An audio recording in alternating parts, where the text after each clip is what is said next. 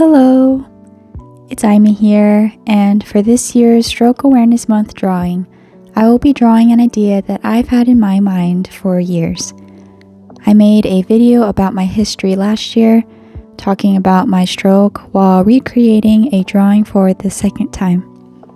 This drawing represented my brain and the area that was affected from the stroke based off of my MRI. Even though the damage remains, something beautiful blossomed out of it.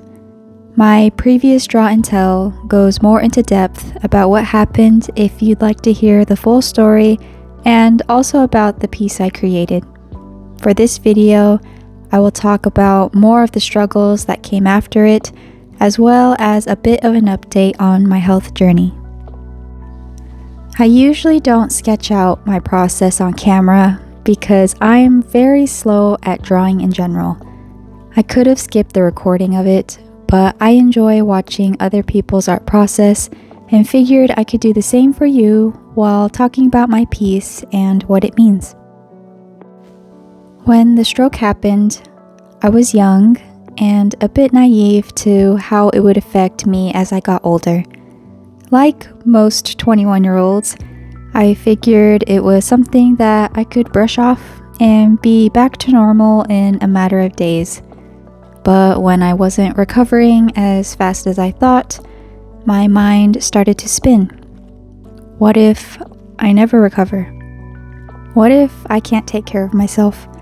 What if I become a burden? What if I can't draw anymore? Looking back, it's kind of crazy that of all the things that I should be worried about, not being able to draw was the most heartbreaking for me. I was never consistent with it in the previous years.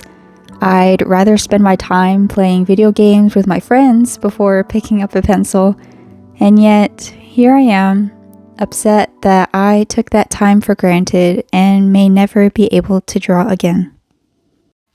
When I was in the hospital, I didn't want to give up.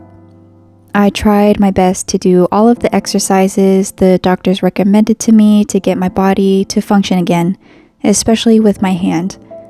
My family brought a bunch of activity books like crossword puzzles, word searches, and coloring books to help me do just that. When I was trying to draw a straight line, I couldn't. No matter how careful I was trying to be, my hand would not cooperate with me. I would stare at that line and be so upset that I wasted my time doing anything but drawing. All of the ideas roaming in my head will never be on paper because I didn't take the time to appreciate what I had lost. I never gave up though. I trained and trained and trained until my hands and legs were slowly back to normal, or at least functioning. I was able to write in my journal about the events that occurred and how I felt during my recovery process and be happy that my handwriting was still the same. I was able to use chopsticks again and had the strength to pick up sushi without it flying across the room. I was able to draw a straight line again. Even so, it took me a while to gain the confidence and desire to pick up a pencil. A lot of it came from art block and recognizing that even though physically my body recovered, my brain hasn't. Forming sentences and thoughts was still very difficult for me. Drawing a line wasn't taxing, but making an art piece on the page was. It was very frustrating to seem like I fully recovered, and yet here I am struggling. There were a lot of tears and therapy appointments to help remind me that my brain was still healing. It wasn't just going to take a couple of days or weeks. It was going to take months and some courage to get rid of the fear of failure and to just draw again. As I was writing the script on this video, I took the opportunity to look back on my sketchbook that I started after my stroke. My first attempt at drawing was about 3 months after my stroke. I redrew a doodle I did in school that I loved and used that as a stepping stone to push my art journey forward. What took me 10 to 20 minutes to complete back then took me 2 to 3 days to complete. I'm grateful I wrote down that small detail back then because it really reminded me how difficult and draining it was. I had a few more drawings that I did until the drawing of my brain. It was a little bit cringy to look back on it, but I needed it. I'm sure every artist has those moments of looking back at their work and being disgusted by how quote-unquote ugly it may look. I did at first, but now I look back at it in awe. The growth from then to now is something to be proud of and a reminder of what it took to get here. Over the years, I dipped my toes into various projects and art mediums. I did a lot of practicing with Linework, got into painting, took some lessons on drawing, and really tried to hone in on improving my skills any way I can. I think I started to be more consistent with art when I got into calligraphy, and everything just blossomed from there. I found this lovely community of bullet journalers, and I finally felt like I was where I meant to be. As exhausting doing art may be, there was a sense of accomplishment for me. I strived to do better and really tried to make sure that this time I really cherished what life had to offer me. Of course, it wasn't all rainbows and sunshine. I had limitations on myself because the days I spent going overboard on doing art or anything strenuous, those are the days that often sets me back. I get horrible migraines and still have lingering stroke-like feelings on the right side of my body. Even though I accepted that this was my life from now on, it didn't make dealing with it easy.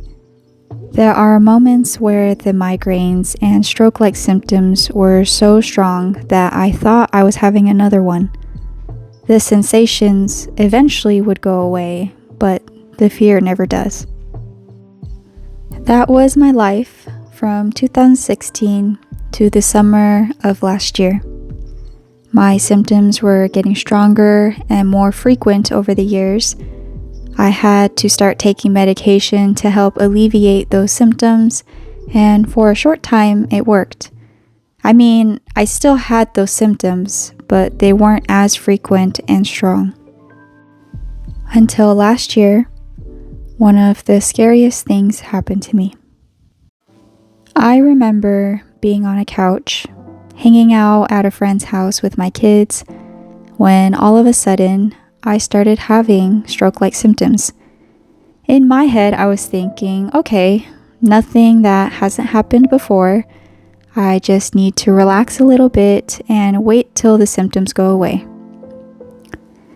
But then my hand started shaking.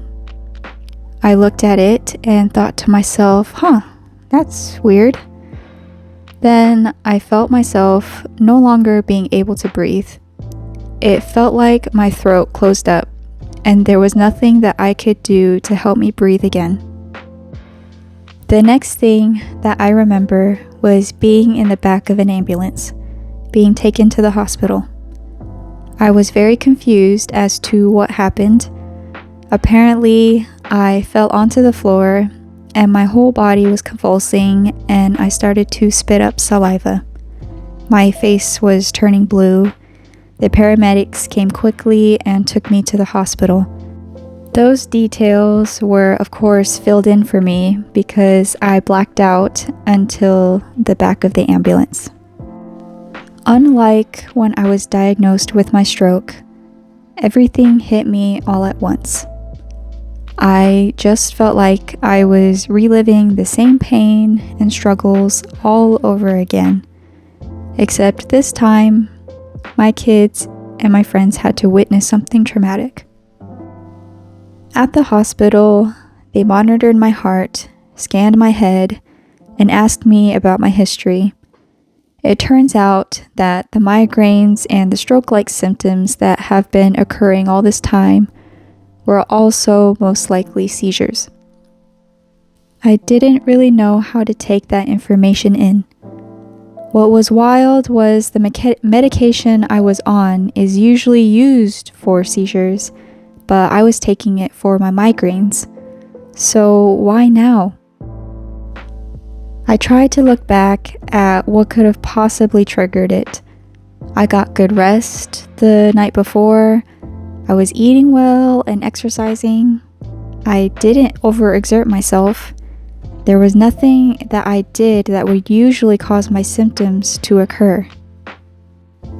The doctors told me the possible reason for it was because I had a spasm in the area of my stroke, which could cause a seizure, which from what I understood is pretty typical for stroke patients. I tried to keep that same positive mental attitude like I did when I had my stroke. Keep pushing forward. Don't give up. Time will heal. But this time was different. The medication to prevent my seizures also took some time to adjust to. I felt very weak, useless. I wasn't taking care of my kids. It was hard to take care of myself. The things that I did for my kids and my husband were now all put onto him. He had to carry a lot of weight during this time, and he was again my caretaker. There was so much guilt. I caused trauma to my kids. My husband had to relive the same fear for my stroke. I don't feel like the same person. I was going down a deeper, darker hole that was getting harder to crawl out of. It's been about 9 months since then, so things have gotten better. I've adjusted to the medicine. I don't feel those stroke-like symptoms anymore, so the medicine has been working. Just like before, my body is adjusted, but my mind needs more time. I had a lot of therapy sessions and a lot of tears. I still don't feel like myself, and there are days that are darker than others, but I'm still here. The things that have been keeping me going are my kids, my husband, my family, and my friends. The stars truly aligned that day because even though what happened to me sucked, I couldn't have asked for a better way for it to happen. I was at a trusted friend's house. Their kids took care of my kids when I was at the hospital and took them away from me when I was out on the ground. My brother and my mom came into town to help me, my husband and the kids. My husband was able to come home early from work. I am truly grateful for my family and friends as they have been an amazing support system. These 9 months have been hard and are still hard. There is still a lot to process for my family and me, but the fact that I'm still here, telling my story, makes me grateful for the time I have. Knowing that there are similar stories to mine out there is heart-wrenching. I came out very lucky. There are a lot of stroke survivors who don't recover like I did, and I can't help but feel angry and sad. It's really not fair. That's why I'm sharing my story. That's why it is so important to recognize the signs and to act fast.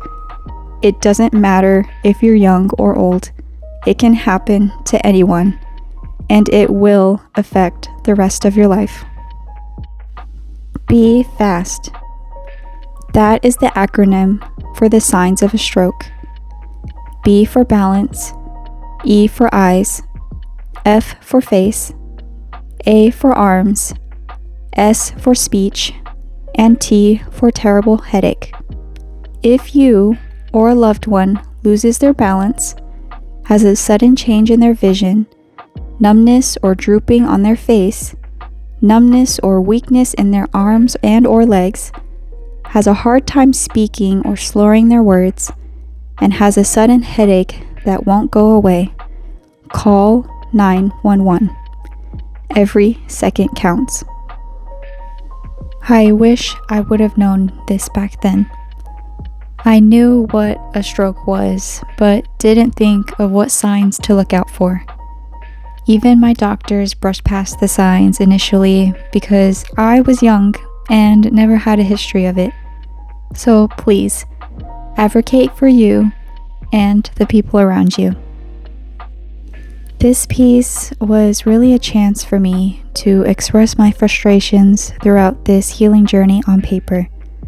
The lines I couldn't draw, the shakiness of picking up a pencil, the recognizable sign of me having symptoms when I clench my right hand, hoping that they go away. Who knows if this will happen again? The likelihood is probably high, but I want to keep going for as long as I can. If I can inspire someone to do the same, this makes recording my art worth it. If you made it this far in the video, thank you. Thank you for listening to my story. If you or someone else close to you has experience with this, my heart goes out to you all. Even if it's not from a stroke and from another lifelong condition, I hear you and you are not alone. To wrap up my long-winded video, I'd like to say a quote that I wrote in one of my bullet journals for you and honestly for me to hear. Everyone wants happiness. No one wants pain. But you can't have a rainbow without a little rain. Take care of yourself, and bye for now.